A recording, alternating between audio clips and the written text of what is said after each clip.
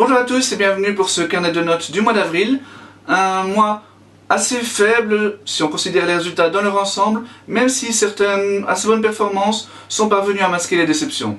Petite précision, depuis le mois de janvier, je présentais les résultats des 25 000 $, avec les résultats du circuit pro, ATP et WTA, tout simplement parce que je pensais que ces 25 000 $ offriraient encore des points pour le classement ATP et WTA, une fois la réforme de l'ITF mise en place en janvier prochain.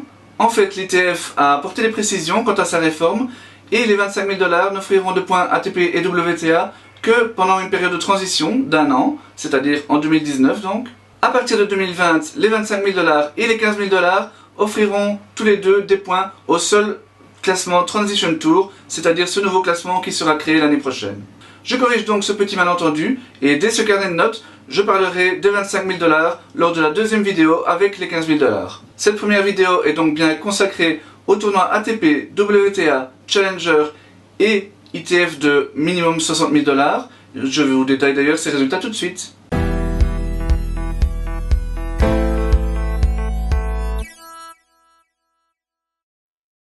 Une fois n'est pas coutume, c'est avec les résultats de la WTA que je commence, tout simplement parce que c'est sur ce circuit qu'on a enregistré la plus belle performance pour un joueur belge. C'est bien entendu à la victoire d'Elise Mertens au tournoi WTA de Lugano que je fais référence, une victoire vraiment rassurante après 2 mois qui étaient tout de même un petit peu moins bons.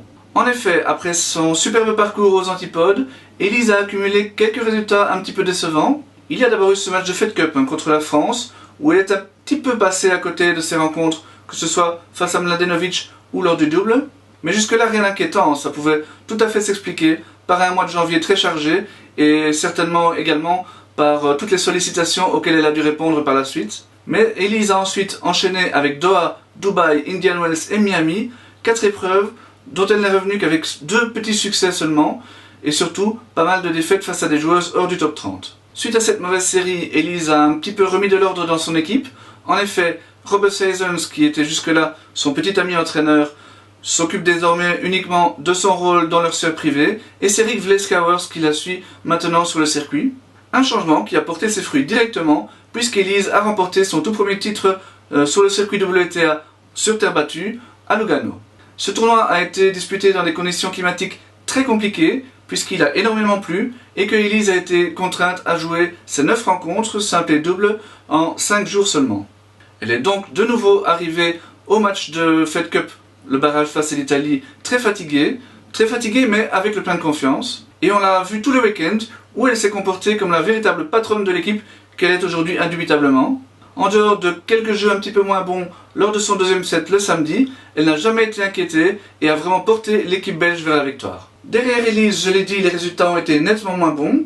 La deuxième place échoua donc à Jania Wickmayer, qui a disputé 2 épreuves en Chine. C'est lors de la première qu'elle a réalisé ses meilleures performances puisqu'elle a atteint les demi-finales. C'était à Zhengzhou dans un WTA 125. Sur son parcours, elle a notamment dominé assez largement l'ancienne numéro 2 mondiale Vera Zvonareva qui tente un retour après quelques années difficiles. Cette performance a permis à Yanina de retrouver sa place dans le top 100, ça j'en parlerai dans quelques minutes dans la rubrique classement. Elle a enchaîné avec un quart de finale au tournoi ITF de 60 000 $ de Guangzhou, où elle n'a été battue qu'en 3-7 par une ancienne top 100, Naomi Brody. Yanina dispute un 3e tournoi lors de cette tournée. Cette semaine même, c'était également un WTA 125 à Anning, mais ça, je vous en parlerai dans le carnet de notes du mois de mai. La 3e joueuse du mois est Kirsten Flipkens, qui a également réalisé une très belle performance à Lugano. Elle y a atteint les quarts de finale, après notamment une très belle victoire face à la Bélarusse Sasnovic, top 50, et également, on s'en souvient, finaliste de la dernière Fed Cup. Il s'agit du premier quart de finale de Kirsten depuis le début de l'année, et même depuis l'été dernier, donc c'est vraiment très important pour elle. J'aurais même pu la placer à la 2e place de ce podium, mais sa défaite d'entrée à Istanbul face à Sara Errani et en 2-7 vient un petit peu ternir cette performance, d'autant qu'on avait vu lors du week-end précédent que l'Italienne était tout de même très loin de sa meilleure forme.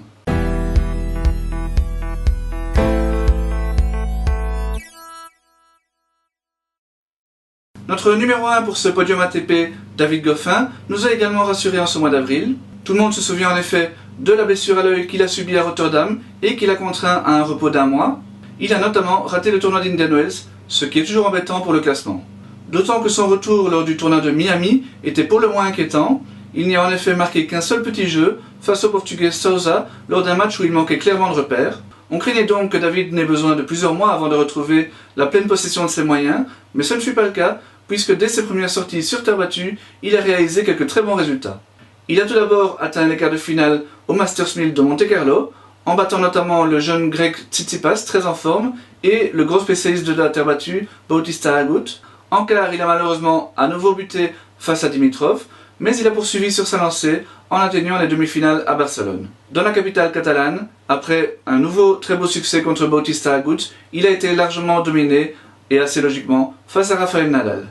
David n'a clairement pas encore retrouvé le niveau qui était le sien en fin de saison dernière. Certains de ses matchs à Barcelone étaient d'ailleurs assez poussifs, mais il s'est accroché, il a remporté quelques très jolies victoires et a emmagasiné pas mal de confiance.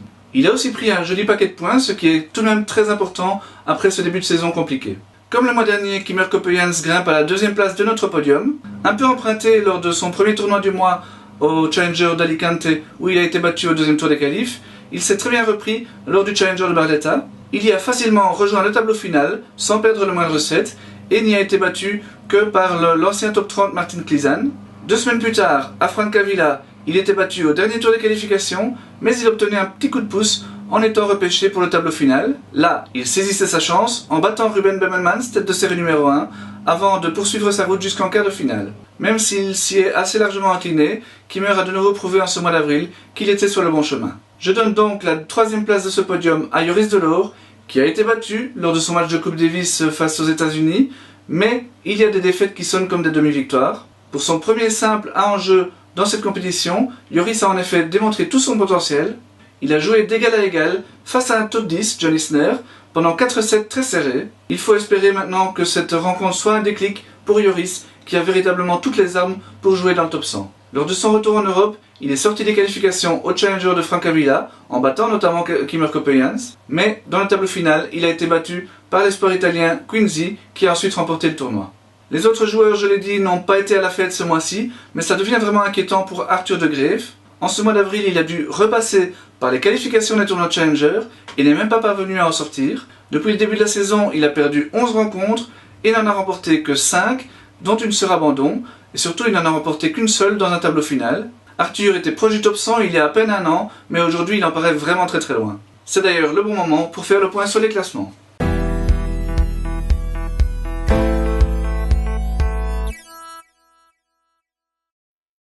Au classement ATP, on voit donc qu'Arthur de Greef poursuit sa chute et se fait dépasser par Chris Heyman, qui entre ainsi dans le top 5 belge. Mais Arthur n'est pas le seul à perdre des plumes, vous le voyez, c'est le cas notamment de Julien Canigna, qui je le rappelle a dû se faire opérer et sera indisponible jusqu'à l'été.